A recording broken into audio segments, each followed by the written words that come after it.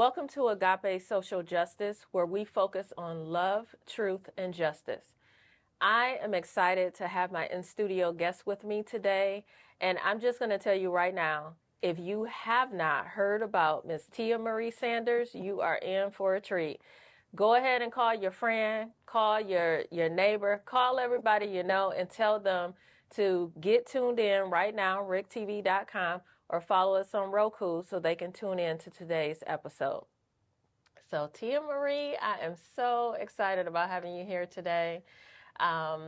First of all, let's introduce you to the listening audience in case they don't know you. I always feel like we need to roll out the red carpet, because everybody knows who Tia Marie is. But tell us a little bit about who you are, and we'll talk about what you are currently doing.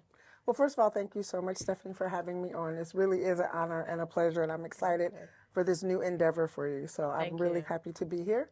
So basically, I consider myself a Blacktivist.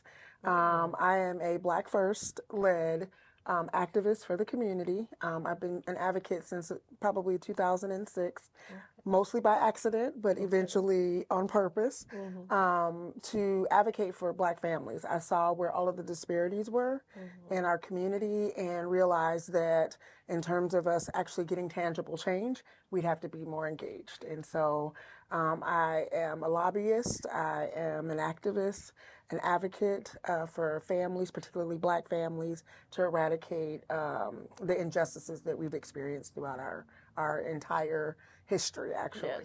Yes. I love the word Blacktivist, I just have to say. Can you make a shirt with that? I actually will be making it. Yes, we have a shirt coming. Okay. I love it. And actually, I feel like most of us probably became activists on accident because, no one anticipates what you don't know. But when you're thrust into a situation, for me, it was the educational system. And I know we're going to talk about that today as well. But you get into a situation where nobody has equipped you. There's no rule book for this. And then next thing you know, you're trying to figure it out on your own. So tell us a little bit about what was that pivotal moment for you in terms of when you got thrust into activism? Yeah, unfortunately, my daughter was a student at a school in a local suburb, and her teacher, her fifth grade teacher at the time, was actually taking money from her. And I know you probably don't even know this yet, but he was taking money from her and several other students as they were bringing their money for various things to the school. And we realized the money was missing, and so we worked with the local police department and the school staff to do a sting operation, literally, and discover where and who was taking this money. My daughter was extremely devastated, but where the activist part of it came in, after a trial and after him being in jail, about 2 months later, we were told that he was going to return back to her classroom, her exact classroom. Wow. And that was not a satisfactory situation for me and my daughter especially. It was an extremely traumatic experience having that happen. And so my very first sort of public protest on my own was picketing out in front of her school to acknowledge that the school was literally letting this gentleman back into the very same classroom and to teach and educate the students that he had stolen from. And that was like insane, exactly. And I picketed for about 12 weeks outside of the school to bring awareness to what was going on. He was able to stay at the school because the teachers, after they've been there 10 years, they have tenure. And he had actually reduced his charge from a felony, which was over $10,000, which is how much he had stolen, which was over $10,000, down to under $10,000, which was no longer grand larceny, and it became a misdemeanor. Wow. And so for me, the battle in education became really changing policies that allow for these harms to take place in and around our children and leaving parents and administrators powerless to do something about it. Yeah, absolutely. And I'm so glad you mentioned the word policies because I talk to a lot of people and like you, people have called me for several years now asking for us to advocate. But then when we tell them what needs to happen, that's, bless you. I'm so sorry. When we tell them what needs to happen, they are typically terrified, right? To start talking about policies, to talk about mobilizing in the way that you did. 12 weeks is, that's Every day. amazing. That's and I would do it in front of the school and then in front of his neighborhood Wow. on the weekends. Wow. Because there was a misconception about he'd only stolen like lunch money. It was no big deal. It's not a big deal that he returned. He was a good teacher in the district. Teachers supported him. Administration supported him. And fast forward, that advocacy never stopped. About 4 years after that, I got a phone call from the chief of police that said, you're going to hear that we're going to pick up that particular teacher with 11 counts of, I'll just say, inappropriate behavior with children, and was eventually arrested and spent more time in jail. But it was very necessary to highlight the behavior and then try to work with the school to figure out what policies could better protect. One of them was that we were not notified, even though the school was notified that money was missing and possibly from students about 4 months before parents were notified. And so just who is involved in that loop of information, who gets access to it so that we can actually be better advocates for our children. Right. That was extremely important to me. Right. Yeah. I've actually found that schools, many schools, will refuse to send the communication out because they don't want parents to know what's happening, right? Oftentimes, if we know what's happening, that's when we can request policies. That's when we can request accountability because it's unacceptable what we see in the classroom. I actually believe that if we see people make one mistake that is a character issue, which I would venture to say that that's a character issue, then we should anticipate that more will happen. And you tell me your experiences, but what I found in my advocacy is that the expectation when we go to administration, whether it is the building administrator, whether it is central administrators from the superintendent and cabinet, or even going to the Board of Education, people are very hesitant to address those issues because they have relationships, and then they say, but he's a good person. Oh, yeah, we had a lot of the folks that really rallied around him instead of my child, who had actually endured the harm along with 5 other students. There was very little support. The school never thought about bringing in like mental health professionals. These children actually watched their teacher, who they loved, get arrested in front of them. And so even to the degree of like, what does that full, whole accountability look like? How do we support children? How do we support the educators, like other teachers who were kind of devastated that this happened, who had relationship with him?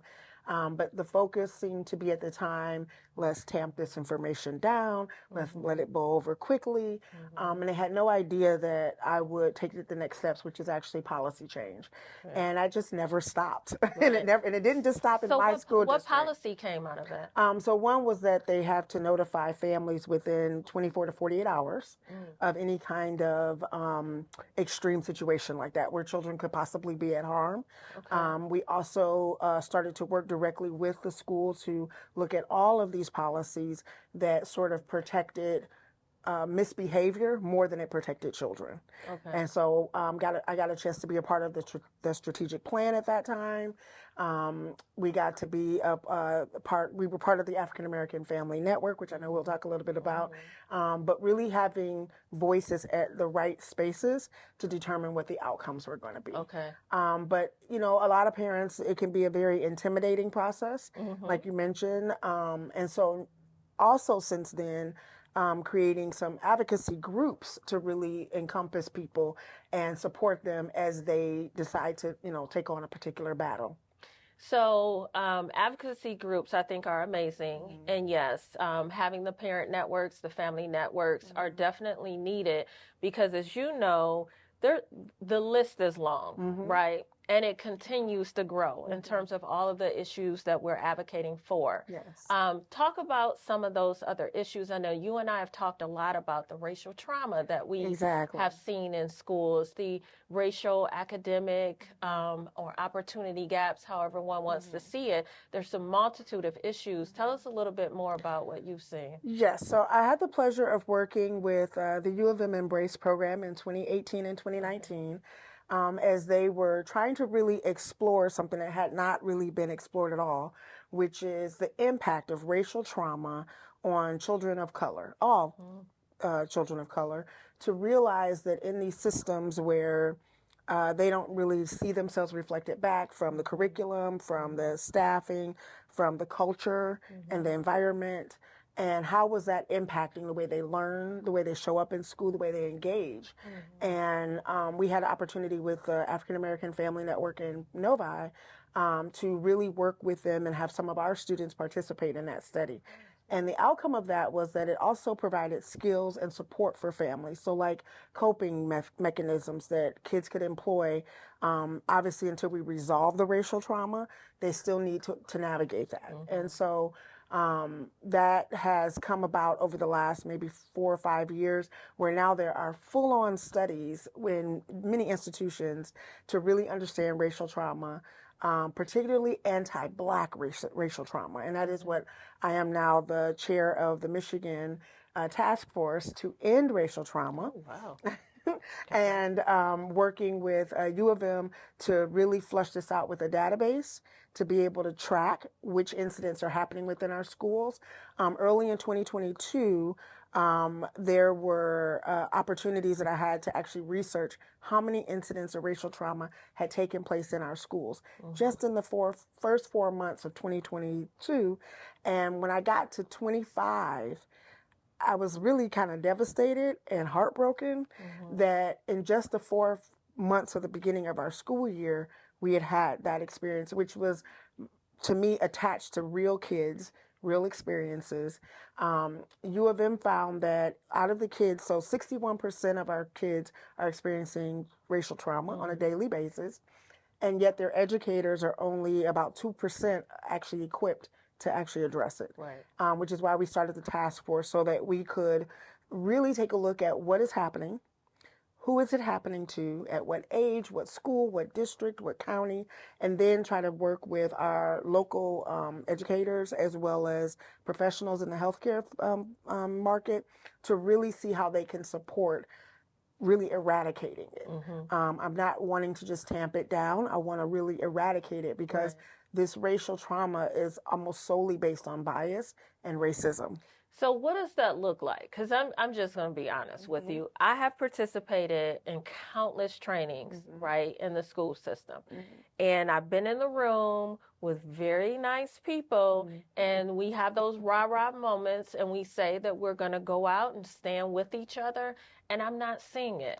So what does that look like in terms of how we can actually implement the changes? So the biggest hurdle has been getting the documentation. I do believe that as people learn what the truth is about racial trauma and they understand what the numbers are, they understand who's affected, which we really don't have a very good way of tracking that right now. We've done some small group studies, but the task force will actually be Michigan-wide, so that we will actually have a place for individuals to report the trauma that they've experienced. There's really nothing in the state right now that exists like that. The second thing is that once it's reported, how do we aggregate that out? How do we, disseminate that into where are the exact problem areas? Without that information, I think those conversations don't go anywhere because they're really not based on anything but, really subjective content. Sure. Having this data will remove those, is it this, is it that, is it question of what's really racism, all of those types of things. The other thing is that I think as parents and families have a place to talk about these things, they become empowered to stay more engaged in what the result will be. Not being listened to, not having someone understand that trauma is real, contributes to people disengaging. That's true. And then the last component is where's the accountability piece? So as we think about racial trauma in schools, that's our administration. They have a lot to do with what school culture is. And so working directly with those schools to try to turn that around, because we're actually going to have the data that says your school, your kids, your district, this is what's going on. I love it. Yeah. I love it. I absolutely love it because I would tell you that I've spent a significant amount of time trying to prove to people that this is actually happening, right? Yes, yes. And then once we get past that point of gaining the trust of people in the community or people in the school system, then it is like, okay, well, now you have to get it to the point where they feel like there's going to be an accountability attached to it, or you really don't see anything happen. So I love that. Right now, I've kind of been going down a list of telling people, well, have you spoken to the AG's office? Have you called the Michigan Department of Civil Rights? And kind of going down a list. So I'm really glad that we have another resource for the community. Yes. And as it relates to policies outside of the school, those same components, those same entities will also be involved. We've gotten great support from our state AG as well as our prosecutor's office in terms of wanting to see a place where we can start to track this. And our Michigan State Police as well are interested in that. Most of our hate crime reporting goes through the Michigan State Police, but the school district is currently not required to report these things because they currently fall under bullying. So just removing it out of that scope of that racial trauma or racial incidents are not deemed as hate crimes, because that's what it is, that they will be not under the auspice of being just a kid being bullied, which means that the school gets to handle it internally. As we attach the actual racial trauma aspect to it, it moves it out into actually getting law enforcement involved. Okay. Thanks. And so the accountability should hopefully be at many different levels, including our prosecutor's office, as we address what that looks like, whether it's coming from staff or coming from another student or another parent that might be in the school, that families understand that there's a full scope that we've developed out, that accountability will happen at each one of those points. Well, thank you for sharing that, because I knew you were working on a dashboard, but I didn't understand that it would be that extensive. Yes. And that actually gives me comfort, because I'm very frustrated at this point, as you know, that we haven't had enough accountability in place. So I'm pleased to hear that there's a collaborative effort to do this as well. Yes. And also the other component of collaboration that I want you to talk about, there's two things. One is that parent support that you talked about in terms of us working together and empowering each other. So I want you to talk a little bit more about what you're doing and leading the county. I see you as kind of leading the state, but technically we have this county group as a family network, but then also you are working with elected officials, have worked with them, and you've gotten a bill passed. So I want you to share that. Yes. Oh my gosh. So many things. Okay. So first, the African American Family Network in Oakland County. Right now, I actually just took over this year as the chair for our 13 active AFFNs, which are what they're nicknamed, which is the African American Family Network. And we have several cities right now that are online working within their district to really have a place for African American families to come to get resources, to have a place that's kind of our own sort of a club, almost like a PTA or PTO. That represents us from a base of our cultural understanding of our experience as an entire family, an entire community. In the past, it was always kind of only school related, but one of the biggest changes that I brought on is that we are now a community-based program, because as you mentioned earlier, there are so many problems that we need to tackle. That it is not sufficient that we just stay, clustered within the school. That's right. And that we do need our community partners to really help us with what change looks like, not just in the school, but in our neighborhoods, and our policing, and our court systems, and our food and housing insecurities. That's really going to take a community effort. And only looking at it from the point of view of what happens inside the school is just not sufficient anymore. And that's absolutely correct. Yeah. So, several years ago, I co-founded with two other parents in our school district, district-wide African American Parent Network, and then we launched a Saturday school. Yes. And you are absolutely correct. We saw a number of other factors that were, contributing to why we saw this racial achievement gap. And, I quickly learned that there were stereotypes that were being perpetuated in terms of this is why it's occurring. And I said, no, as we peeled away the layers, we realized, no, we have two-parent households. We have parents who are highly educated. We have families who are wealthy. And for some reason, their children are still falling in the gap. And we started talking about the lack of representation in the schools and how many of our children are being mislabeled because of cultural issues or implicit bias and a number of other things. I have experienced where when you see people who look like us, they're in the cafeteria, they're a custodian, they're working in latchkey. Not that they aren't worthy professions, right? But I don't think that we should only be limited to those positions in the schools. And I know that when we talk about curriculum, we don't often see ourselves in the lessons either, right? And if we do, it's a small version of what slavery was about. So that's why I'm really excited about the bill that was passed and where you all are going with that. So tell us a little bit more about that. Yes. So right now there is an education bill that I'm in collaboration with a community equity organization headed by Danielle Ware, and a couple other folks that are also involved, who are really looking at what it looks like to have African American history mandated in our school districts throughout the state of Michigan. Right now, it is optional which school districts choose to take on that. And so, as we've noticed in the last couple of years, misinformation about our history, misinformation about what our history is in schools has dominated the school board and dominated the conversation. And we want to just bring that right back around to centering on African American history is American history, and that African American history is extremely necessary for our 1.3 million students who attend public schools right now in the state of Michigan. And any kind of erasure of that will not be accepted, and that's why we have to mandate. But the other side of that is not just the curriculum in the classroom, but also the education of our educators. So right now it is not required that they are culturally competent before they become certified.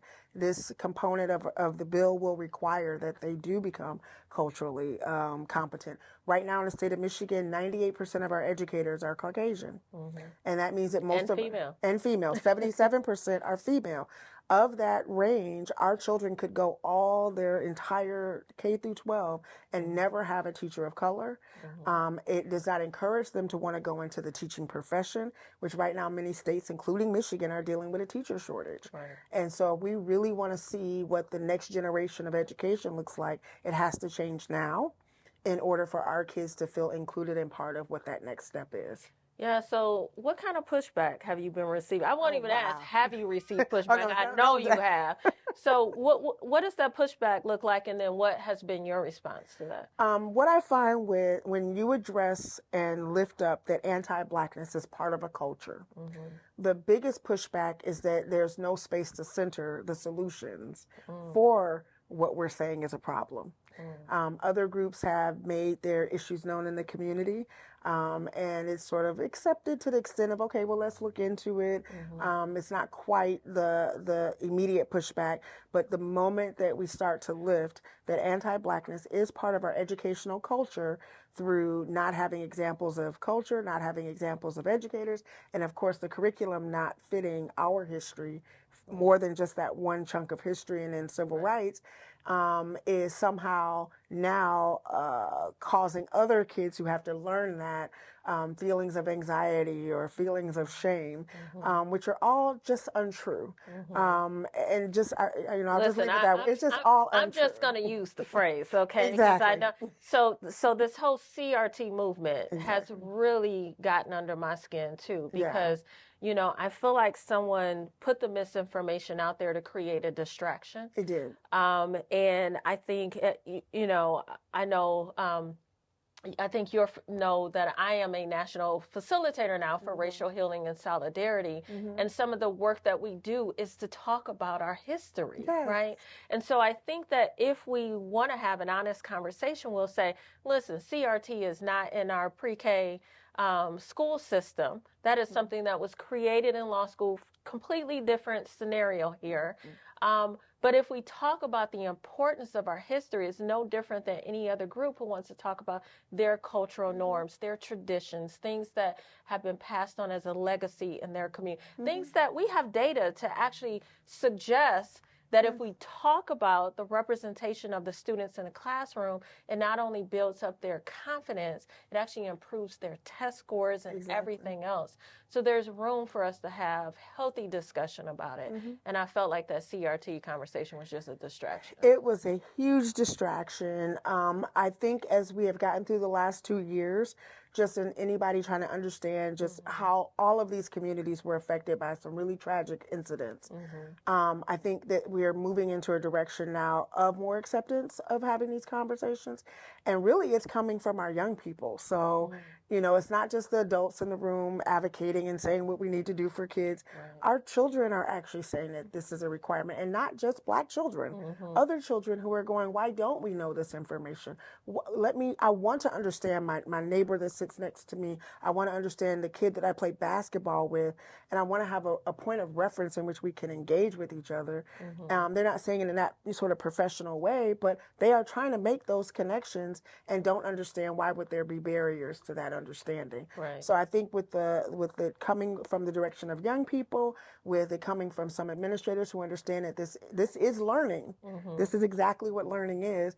And then our parent advocacy groups and our parents and our community members who believe that the erasure of Black history is not beneficial to anyone are going to actually help us see what it looks like to go into the next, decade of better education, mindful education, and historical legacy that's necessary for everybody. Right. Yeah. And it is beneficial for everyone. And this is why it's always important that we remind people this is not a Black person's responsibility. Exactly. Right. And we should not be standing alone as we go through this. There are benefits for every single student in the classroom. So if we have someone who's listening right now and they consider themselves an ally, right? Yes. They are not from the Black community. Tell them what some of the benefits are in terms of us talking about this in the school. Well, the first thing I'll do is we'll define ally. Is that fair? Okay. Yes. Let's define ally. So to me, and this is just my opinion, but to put it into something tangible, allyship looks like an offer. It is an offer to the community, whichever the community is, that you believe that you have a talent, skill, or ability to serve. And so if you feel any kind of way about a particular incident or some wrong that's happening in the community, what it looks like to show up as an ally is an offer. Offer your ability, offer your experience, offer your knowledge, your skills, your talent to the particular group that you want to help serve. The other is that be ready to center that particular group, because without understanding some of that context and being willing to have space in your heart and your mind in order to understand it, even if you may stumble, and it's okay. There are a lot of people who are going to meet you in the middle because you showed up with an offer to say, I am here to help, not take away anything, not center yourself, but to really come in and support that group. So, and if you had to give them the one or two things they can do to step up and be of support, what would you offer? The first thing would be to get out of your box. You're going to have to engage with people that you haven't had to engage with in the past. And two? And the second one is be willing to open your wallet, because tangible change only comes when there's an investment. Good. Thank you. So before we close out, I do want you to take an opportunity to tell people where they can find you, how they can follow you, because I want people to get engaged, right? That's part of it, is that they don't know where to go and who to connect with. So how do they connect with you online? Yeah, so I actually run all of my organizations under the Tia Marie Sanders Foundation, which can be found at TIAMARIE. S as in Sam, F as in Frank.org. I'm also the chair of the African American Family Network, so that's on Facebook at the Oakland African American Family Network, so hopefully they can find us there. And definitely give me a call at 248-716-5229, and we are more than happy to help people to at least understand what their next steps can be and to provide some support. Thank you. Thank you. Appreciate it. Thank you for joining us today. Thanks, Thank you all for tuning in. We really appreciate you joining us for this conversation. Check us out online at Agape Social Justice, and we will see you next time.